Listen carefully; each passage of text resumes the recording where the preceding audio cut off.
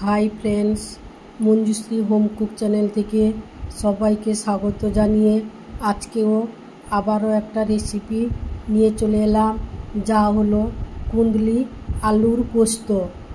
আগে আমার চ্যানেলে দেওয়া আছে কুঁদলির পোস্ত, তবে এইভাবে যদি আপনারা আলু কুঁদলির পোস্ত তৈরি করে খান তাহলে জাস্ট জমে যাবে।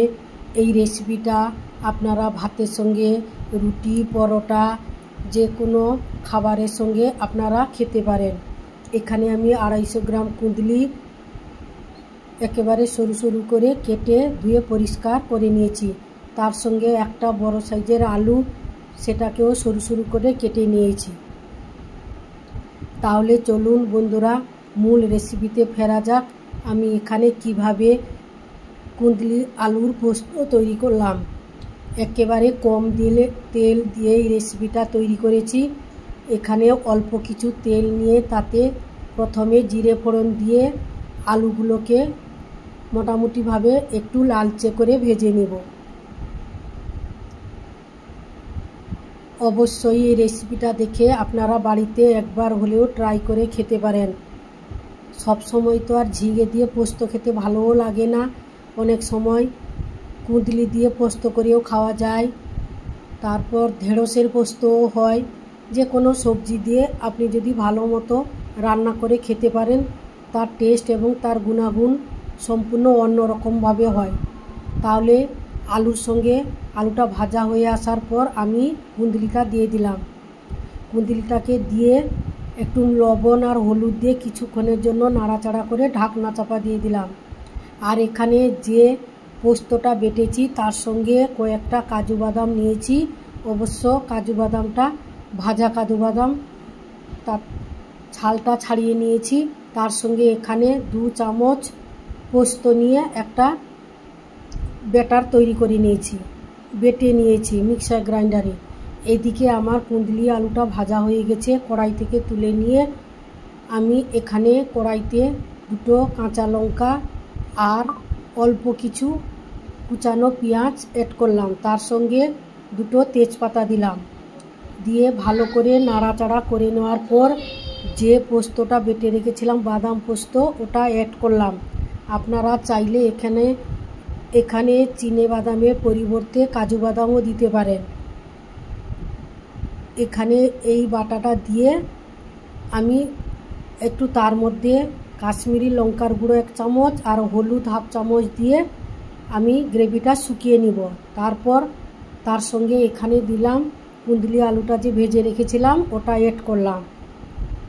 এবার এটা ভালো করে মশলার সঙ্গে মিশিয়ে নিতে হবে।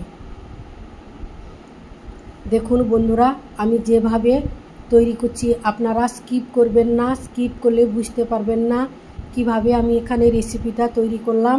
তাহলে আপনারা ফুল ওয়াচ করে রেসিপিটা দেখতে থাকুন।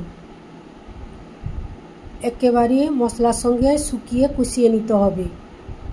দেখুন বন্ধুরা, আমি কিভাবে এখানে মশলার সঙ্গে একেবারে মিশিয়ে নিয়েছি।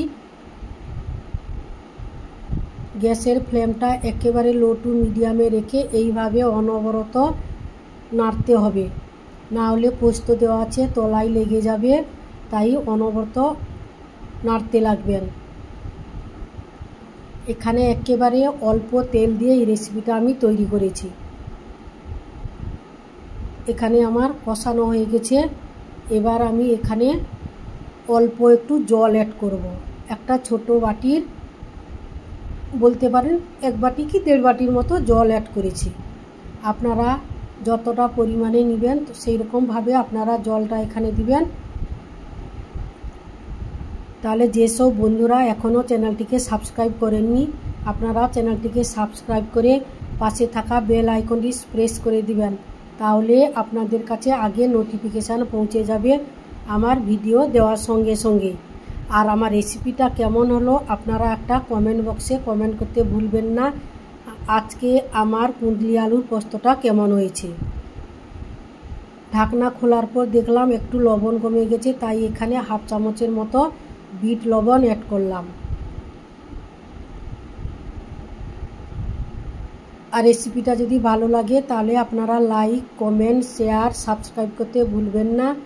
পাশে থাকবেন। আর পুরনো বন্ধুদের অনেক অনেক ধন্যবাদ আমার পাশে থাকার জন্য। তাহলে বন্ধুরা আজকের মতো আসছি, আবারও আপনাদের সঙ্গে দেখা হবে অন্য কোনো রেসিপিতে বা অন্য কোনো দিন। ততক্ষণে আপনারা ভালো থাকুন, সুস্থ থাকুন, সাবধানে থাকুন।